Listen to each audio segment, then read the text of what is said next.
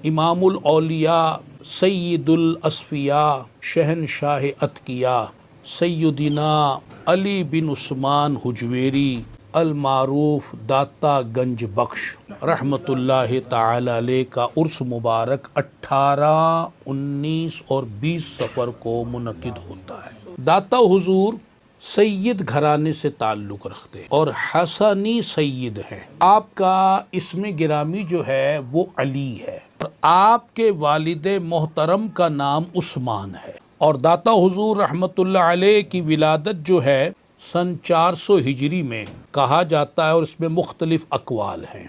अलबत्ता आप अफ़गानिस्तान से ताल्लुक़ रखते हैं। शहर का नाम गज़नी है, मोहल्ले का नाम हुजवेर है और जो इलाका गली है उसका नाम जुलाब है।